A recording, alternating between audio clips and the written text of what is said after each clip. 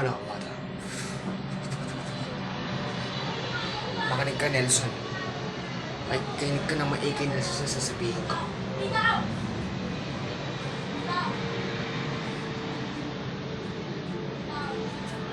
Huwag na huwag kang magsasalita.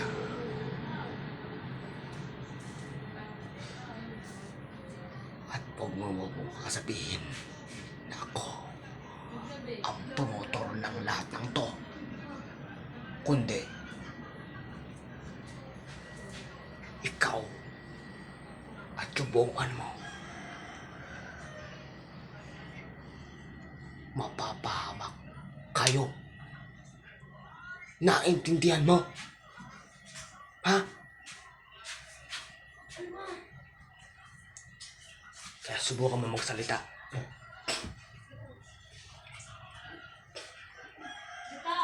Marami ako. Kukuha dito.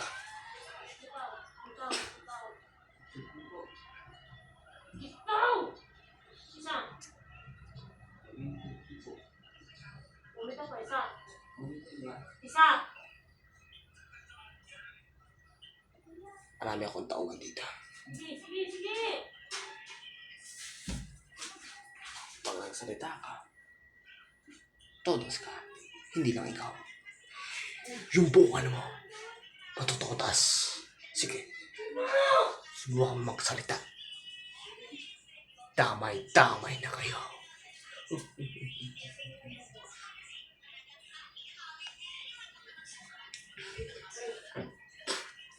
Nelson. Anak. Walang ginawa sa akin si Tito Palban. Huwag yun ang kalaban si Tito Palban. Kundi lahat tayo mamamatay. Kayo, ako, lahat tayo. Lahat tayo mapapahamak. Alam mo, ako na ano kay Nelson. Akin na! Hindi niya sinasabi yung katotohanan.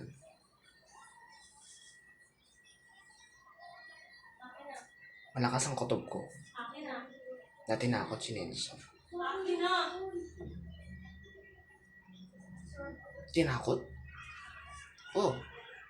Tinakot siya. Para hindi niya sabihin ng totoo. Para hindi siya magsalita ng katotohanan. Kung ano yung katotohanan na dapat niyang ibunyag. Para hindi niya sabihin yun. Tinakot siya.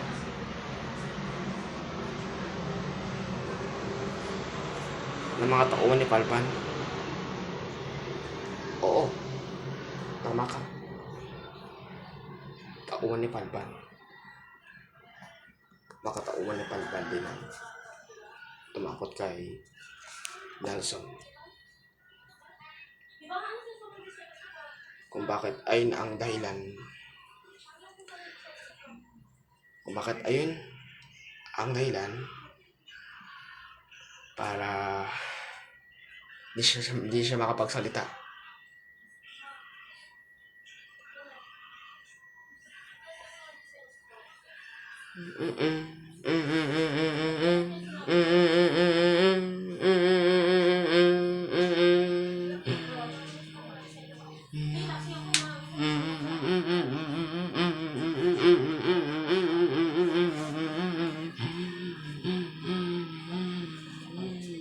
Nelson, umamin ka nga sa akin.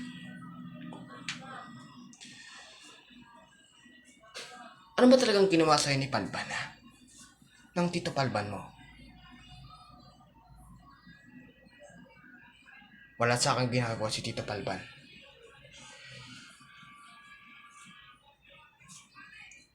Buti pa, manahimik na lang kayo para hindi tayo mapahamak lahat.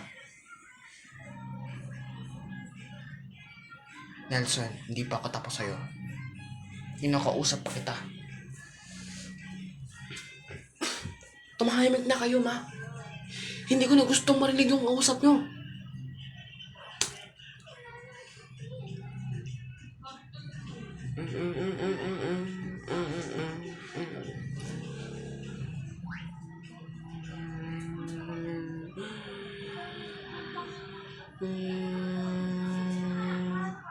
Nag-iba na talaga kayo, ma. Ewan ko. Ewan ko kung bakit ganun na kayo. Hindi ko kayo maintindihan, ma. Sa totoo lang. Pinipilit ko kayong intindihin pero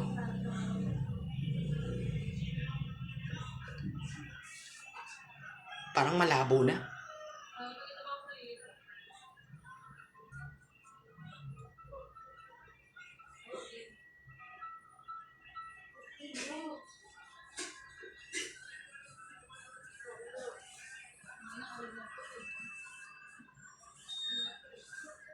Nelson. Nelson.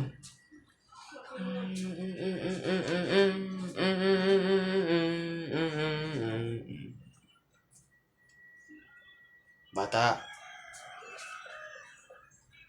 Boss, baka magsalita yun, boss. Huwag ka mag-alala. Hindi magsasalita yun. Gusto naman para makasiguro ka, sundan mo. Sundan mo pa siya. Sundan mo.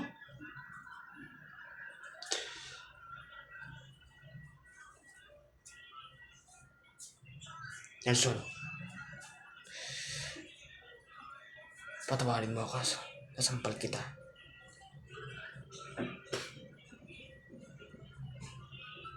Hindi na kailangan yung mano ba?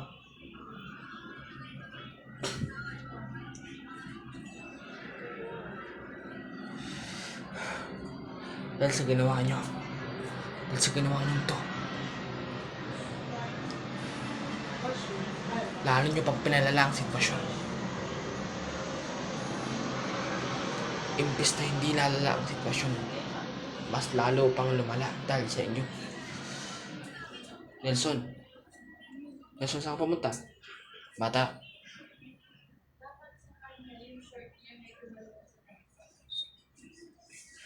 Sumama ka sa akin. Kung ayaw mong masaktan.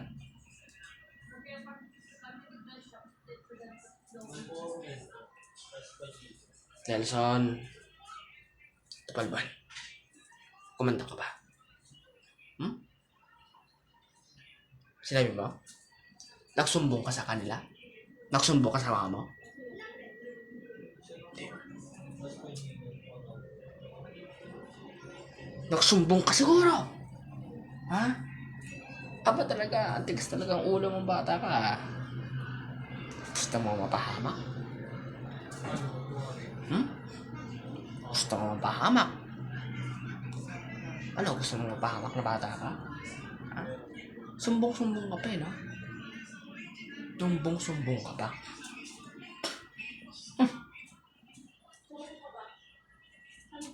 Anong akala mo? Ha? Anong akala mo? Bulag ako. Para malaman ko totoo.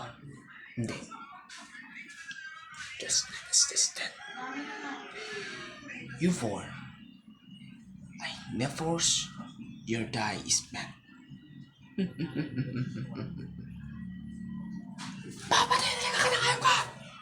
Ha? Papatayin na kita! Ha? Nagsumbong ka! Di ba sabi ko sa'yo? Huwag ka magsumbong! Ha? Alam mo? Ha? Alam mo? Hawakan yan! Hawakan nyo! Hawakan nyo! Papatayin nyo! Papatayin mo yan! Hawakan nyo yan! Kala ko nasindi. Hawakan nyo! Hawakan nyo! Ano?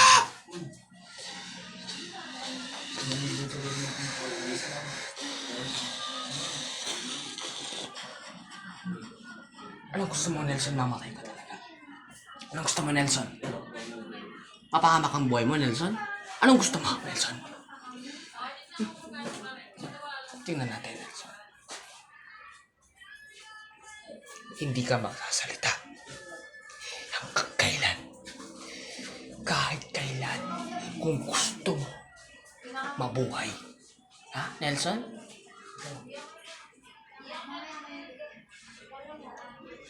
At yung pamilya mo. Wag na wag kang magsasalita. Yun lang ang mabuting dapat gawin, bata. Ang wag magsalita at kumanta. Para din naman sa'yo na bata eh. Para din to sa'yo. At sa kakabuti ng pamilya mo. Hmm?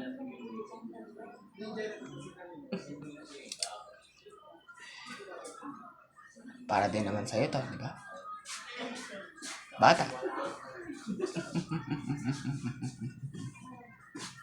Ano? Hindi ka direct pwede ngayon? Huwag na huwag kang magsasalita, bata. O, direct is boy. Bakit tayo nun? Hindi mo na nila ako.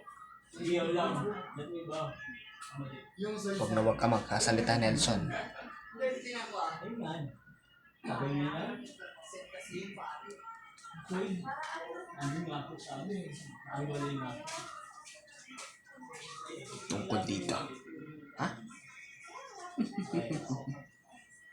Yan. Balik mo na ito. Balik nyo na. Pag nagsalita ka, Nelson, ano na gagawin ko sa'yo? Ano na gagawin ko sa'yo? Ha? Huwag na yun. Itong bar na ito nakikita mo. Sa'yo ko ito iyaano. Sige. Subukan mo magsalita. Buhay mo ang magiging kapalit. Sige, Wal. Balik ko na yan. Balik ko na da. Tara.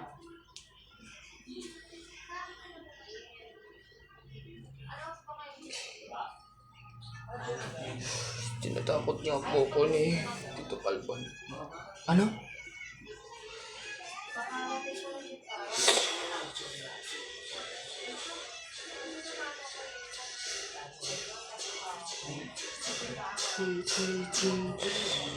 Tama kayo. Tinatakot ako ni Tito Palban. Pero alam mo mga nangyayari sa boy ko. Utang ina na sa baby ko. Be! Ano na?